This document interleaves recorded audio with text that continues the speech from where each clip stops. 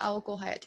Okay, thank you very much for giving me this opportunity to present my paper. This is very preliminary study, so a lot of suggestions would be great, very beneficial for my improvement for this research, I think.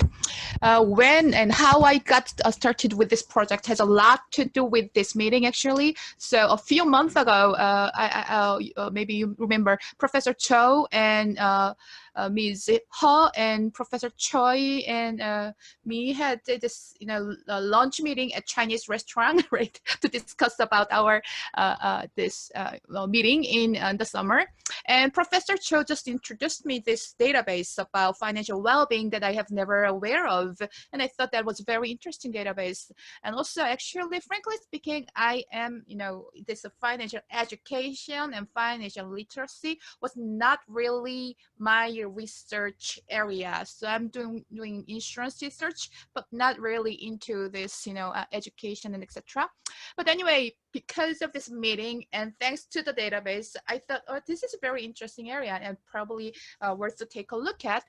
And by that time, actually, one of my students was looking for his topic for master thesis, and I gave him this database. Hey, go and take a look at this database. There's two very interesting variables in this database. One is, do you have life insurance? And the other is, do you have a health insurance? And the rest of other, like hundreds of other variables about individual characteristics and other, financial literacy, financial well-being related variables. So basically, we got started this project just a few months ago, and we have a little bit of a result. So I want to share that result with you today.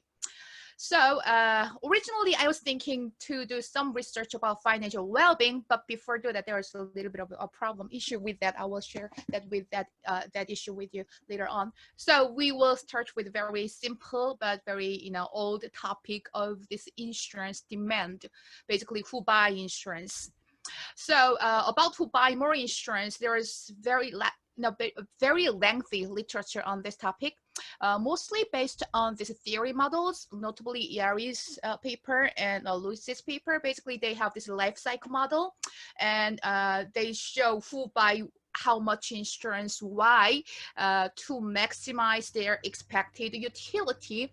And from these models, of course, we can tell if you are risk averse, if you have more money, and also if you expect a higher inflation, maybe less insurance, and also if you have more dependents and have a higher big cash motive. I mean, these things altogether affect the demand for life insurance. So following empirical studies, lots of empirical studies try to test whether this is really the case or not. So there are two sets of studies testing the life insurance demand. One is testing this international studies. So testing this life insurance demand using this global database. So in which country do people buy more insurance? So those kind of data. And the other is this using individual panel data. So specifically who buy those insurance and how much type of studies are there. But most of these studies actually are based on this very neoclassical theory. People try to maximize their expected utility, and they don't really talk that much about financial literacy or education aspect of that. And also they don't really talk about that behavior finance or behavior economics stories either. They kind of assume that, people are rational, and then like who buys more insurance, that's like mostly their focus. And but I think recently I have become really interested in this behavior economics story, and those life cycle model may be reasonable, but maybe that's not the case when we talk about these individual policyholders like financial consumers. And by looking at this paper, I was thinking maybe I can test something about the relationship between financial literacy and the demand for insurance. And I looked up for a paper, and I found out this recent paper published in Positive Big Buzz in Financial Journal. And they did look at the relationship between life insurance demand and financial literacy already. And they used other database, and they found there exists some positive relationship between financial literacy and financial consultation, and that demand of life insurance basically means, okay, if you understand better about the financial stuff, then you buy more life insurance. That was their conclusion. And also, there was even before this study, there was a bunch of other papers who looked at the relationship between general education, not really financial education per se, general education, and the demand for life insurance like this. So there are from 60s, there are so many papers using testing this hypothesis. Their topic is not really education. Generally, what relates with the insurance demand, that was their testing hypothesis. And in most studies, actually, education plays, they interpret education as a proxy for risk aversion. For example, like if you're better educated, maybe you aware of the risk better, and people tend to be more risk averse. Therefore, the insurance demand should be higher, kind of story. But as you can see in many papers, depending on their specification and data, actually the result is a little different.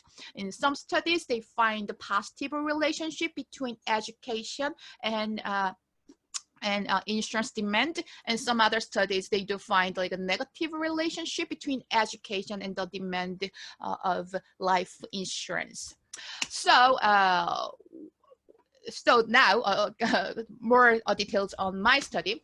So what is missing, I thought, is in addition to this previous literature, I was thinking, is more the better. So we talk so much about, this mis-selling, brand kind of thing. And people are so unhappy with their life insurance. They just kind of, buy this life insurance, but they felt this is not necessary. And later on, for some reason, they cancel it out and they became really angry kind of story.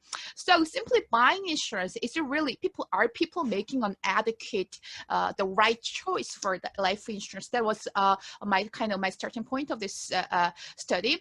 And I searched for the adequacy of life insurance. So all of those previous literature, basically they kind of assume that buying more insurance is the better, and who buys more insurance. Like, better education, people buy more insurance, higher financial literacy, people buy more insurance, but they kind of assume that, more is better. And assuming there's a huge gap between this, life insurance coverage and the risk itself. Maybe that's the case, but I was thinking maybe that's not the case. And I found out this 2003 paper, AER paper, very well written, nice paper. They show the mismatch between life insurance holdings and financial vulnerabilities, evidence from the health and retirement study. So what they do is they kind of try to estimate what is the financial vulnerabilities. So if this person dies, how much you lose, their dependent will suffer. So what is the real size of the risk regarding life insurance? That's what they do in one hand. And they match that financial vulnerability with life insurance holdings. So that's what they do. And they, as the title says, what they find is there's a huge mismatch. So some people buy life insurance and some people don't, but there's a huge mismatch that, financial vulnerability and actual demand for life insurance, that has almost no relationship. So some kind of randomly, some people buy insurance, but that doesn't necessarily mean I'm more vulnerable, therefore I am exposed to higher risk. So I kind of buy more insurance. That didn't really happen in this life insurance world. So I couldn't find many other following up paper after this paper, but was kind of interesting. And their main finding is there's a significant mismatch between financial vulnerability and life insurance holdings. And some recent studies also shows some behavior aspects regarding insurance demand in general. And for example, this study, a QJE study, shows many people chose very bad policy, dominated low deductible policy for their health insurance plan, but this could be corrected when the policy was better explained. So some of nudging, or it kind of shows that people are really that rational and know everything when they make insurance related decisions. And this Gottlieb Olio Mitchell paper, Jerry 2009, says, okay, the demand for long-term care insurance is very low in the United States, and one of the reasons is that these behavior issues. People have kind of a narrow framing, a bias, tend to purchase less insurance, less long-term care insurance, controlling for other factors. So apparently these evidences show there is mismatch between insurance and the real risk, and also there is some behavior biases. People are not that smart enough to make their optimal policy. So building on these things, I put together in my hypothesis here. So maybe I will find some positive relationship between financial literacy and life insurance demand in general for many reasons. Probably know better, so you think about it better. So maybe like the previous paper, maybe I will also find some positive relationship between financial literacy and life insurance demand. And this database that I have these variables like subjective knowledge and also objective knowledge. So subjective knowledge is, do you feel like you know a lot about finance kind of stuff? That's like subjective knowledge. And objective knowledge is actually testing with some finance questions, and whether you have answered that question correctly. So that measures your objective knowledge in finance. I have these variables, and also I have some other interesting variable about financial socialization. It doesn't necessarily be your own knowledge, but you have some people around you who can give you some advice. So you talk about these things with some people, next to you, and your parents educated you about these things, kind of things. So those are related with this. Those questions are related with the financial socialization. So first of all, I think maybe I have positive relationship between these things and life insurance demand. And there's another interesting variable about this life insurance demand, which is propensity to plan. So is this person a person who tend to plan for everything and also think ahead of time, kind of variable? So I think that variable should have a positive relationship between two. With life insurance demand, which is kind of a long-term demand, long-term lifetime decision making. And in addition to that, this is kind of not that interesting already. Some other people have done that, but in addition to that, I have another variable, which is, the question is like, do you have a dependent children that you need to support financially? If the answer is yes, it means this person have demand for life insurance. This person is exposed to the risk of dying early, right? So there is a variable about, so do you have dependent children? So apparently, if we are making an optimal decision, if you have dependent children, have to buy life insurance. Otherwise, actually, whatever education, whatever, you don't have demand. You don't need to have life insurance because you are not exposed to any risk, right? So I think this variable should have very strong relationship between with the life insurance demand. And the third one, this was actually my most important variable. So I interacted this behavior story, financial literacy and propensity to plan kind of behavior story, with this advocacy variable. So if you're better educated, and if you have better financial knowledge, and if you tend to plan things ahead, if you can really think of what what this is, do you buy more insurance when you have dependent children? So the third is the main, my new contribution to this literature, I would say. So my question is, okay, do people with better financial knowledge and better financial socialization and propensity to plan, do they make a better insurance decision? And I'm gonna test that with this life insurance database demand. Okay, any questions? So this is going to be my main hypothesis to test. Okay, and the data, I assume many of you already know the data because we talked about this data in our Kakao talk several times. So it's really nice nice one. So if you I can this, if you click on this link, there is all this it leads to Consumer Financial Protection Bureau. It just share it gives all the data and the explanation and code for this data survey result, so anybody can utilize this database. It has a survey conducted in 2016 for US adults, and they have more than 6,000 survey results and questions about financial well-being and other related characteristics. And fortunately, they had this very simple survey question about life insurance and health insurance that I could use. So these are the list of variables that they have: individual characteristics, household characteristics, and etc. So I use these things as a control variable on top of those important variables that I have mentioned. So I run very simple logistic regression because the dependent variable is like of 0 or 1, have it or not. And these are the specifications. So I control for individual characteristics, the household characteristics, and insurance needs, which is measured as do you have dependent children, and financial literacy variables that I explained, propensity to plan. This is the very simple initial regression that I run, and in addition to that, I run the main regression with these interaction variables that I have explained. So, and this is the very brief result that I'm going to share.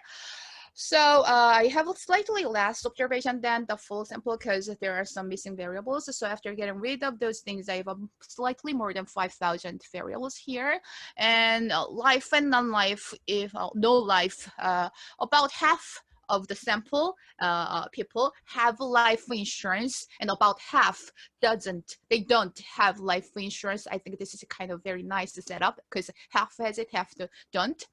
And also we have a financial well-being score, which we didn't really utilize at this point, so maybe I'll forget about this. And here, so if we simply compare these two groups with life insurance and no life insurance, in terms of subjective financial knowledge, life insurance holders, they tend to have higher life insurance, tend to have life insurance, and propensity to plan. Yeah, definitely those people who buy insurance, they have a higher score on propensity to plan. Financial socialization, higher with the life insurance buyers. Children that I support financially, also very different. As you can see, this is really the measure for life insurance demand, and looks like people are really making the right decision. People who have children to support, they do buy life insurance. And home ownership is another actually very important variable that I haven't really mentioned. A lot of people probably have to first to buy homeowners insurance to take like mortgage loans, like to make sure they, even if they die, they the banks they make sure they can have their money back, kind of story. And another very interesting variable was non-retirement investment. I thought it could have two-sided hypotheses regarding this variable. If you have stocks and bond investment, it means it's kind of another important variable for financial knowledge. You know something about these investment vehicles that are out there, so your financial knowledge could be pretty high. And also, if you are stock investors or bond investor or mutual fund investor, you probably are less risk averse. So I thought it could kind of measure various things. Anyway, it had a very strong relationship with life insurance demand. And this is our main regression result. We control for age, household income, education, and also we have a bunch of other controls, marital status, and pretty much all important race and things like that. We controlled for all of those, and even after controlling for these, like education and etc. On top of these things, having better financial education did have some positive relationship with life insurance. So this is the variable for objective financial knowledge. Those people who know better about financial stuff had higher, they bought more life insurance. And financial socialization, propensity to plan, subjective financial knowledge, they all had a positive relationship as expected. And children that I support financially actually had a very strong relationship with the life insurance demand. The same is true with the home ownership, actually was stronger. And non-retirement investment also had a very positive, strong positive relationship with life insurance demand. And the second, for somehow I was interested in this, the same set of relationship in poor groups and wealthy groups. Maybe all of those variables possibly have different relationship in these poor groups and these wealthy groups. Although I do control for this household income, I thought could be very systematically different relationship could be possible. So I ran the same regression in separately for these two groups, and in this poor household, financial knowledge and financial socialization is important. Propensity to plan, subjective knowledge. Children that I support was not quite important. It was actually the home ownership that was very, very important, dominantly important. If you have a house, you have the life insurance demand instead of children that I support financially. It was kind of interesting result. So probably I want to dig into this thing further. Anyway, for the rich groups, the result actually was exactly the same as before. And more interesting, now finally I have this included this interaction term with this financial, the behavior variables. So I have added this knowledge and children to support, propensity to plan, and financial socialization. So all these things are included now. So as you can see, these interaction terms were quite important as expected. So when you have better financial knowledge, children to support had extra positive effect. So those people who have better financial knowledge, when they have children to support, they buy life insurance. And financial socialization, actually it became it was not significant for in this case, but propensity to plan and subjective knowledge and home ownership, subjective knowledge, these things also has become looks like it was important factor. And I thought this was very interesting in this case. For this is the regression for poor group, and this is for a rich group. And for the poor group, actually, this interaction effect kind of dies out. Here it dies, and here it dies. Actually, the financial knowledge is important, and home ownership is important. But then here, this financial socialization actually have negative sign. So when you help people around, actually it kind of gives you wrong advice kind of thing. Like, it's not like those financial socialization really doesn't really help you to it helps it makes you buy more insurance, but it makes you buy more insurance even when you don't have children to support. So financial socialization was kind of interesting variable. So probably I want to look into this variable a little bit further. And rich groups actually was kind of consistent with the previous, all these predictions. But here, I thought this kind of financial socialization was kind of a strange variable in certain groups that I have found. Okay, so next, so the main result was presented already. The next one is we did a little bit of a robustness check on endogeneity on KH measure. So these are the questions who this survey tests the knowledge, financial knowledge. And one of the question here is, do you know the difference between whole life insurance and term life insurance? So I thought those people have better knowledge, may buy more life insurance, but the opposite could be possible, because you to buy insurance, you talk with this financial advisor and you kind of searched for these things. So because of the process of purchasing this insurance, you became more knowledgeable about all these financial knowledge, especially the difference between whole life insurance and term life insurance. So to check, to get rid of that possibility of reverse causality, here you have generated one more KH score that we got rid of that life insurance related question, and we separated that out, life insurance question here. And also we ran regression without this variable. The results were basically the same. So the main results didn't really change. The size of coefficient and the t-stats mostly stayed quite stable about that variable. And I ran another kind of robustness check.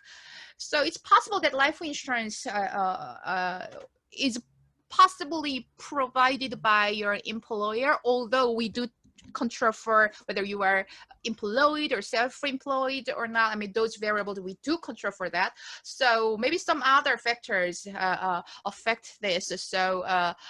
So to check on that, to make sure this interaction term really is about life insurance, because we have this health insurance variable, we ran the same set of regression on health insurance. And as you can see, none of those interaction terms were important at all when it comes to the demand for health insurance. And of course, that is expected, the health insurance demand and children to support doesn't really have any relationship, and the result really shows that. So show our previous result is kind of more reliable, I think. And discussions and future study, this is my last slide. So my original question was about the adequacy about life insurance. Do people buy the right amount of insurance, and do right people buy insurance? Like, for example, my single friend who doesn't have any dependent, she asked me, should I buy life insurance? Because some agent came to me that told me that I have to buy life insurance immediately today because the interest rate will go down tomorrow. So I told her, no, you don't have any dependent, forget about it. But looks like many people actually make decisions like that. And my question was, first question is, do people who need life insurance buy insurance? And the second question was, because this database was about financial well-being, when people buy the adequate, I mean, when those people who are exposed to the risk, when they buy that insurance, does that improve financial well-being? But simply having life insurance doesn't really improve financial well-being, but the right amount of, or the right demand for life insurance may enhance that financial well-being. I mean, those kind of were, that was my I really was interested in that topic. But then I ran very brief regression here. The dependent variable is the financial well-being score.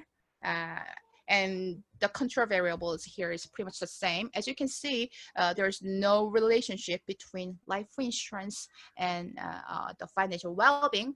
But in this setup of regressions, actually has very serious, I think, endogeneity or reverse causality issue, which means those people who have life insurance, probably they are better in many other senses, although we have controlled for many factors, but still maybe financially well-being, the people with a higher score, maybe they buy life insurance, maybe the causality still follow the opposite way. So even if I find a very significantly positive result, or thinking maybe I still cannot trust that result. The causality, it's hard to believe, but I have not gave up. I still want to see whether the adequate level of life insurance can enhance the financial well-being, but unnecessarily purchased life insurance it does not improve that financial well-being. I still want to test those issues if possible. Somehow, if there is a way to get around with the endogeneity issue, I still want to explore that question in the future. Okay, that's all I have prepared, and thank you for listening.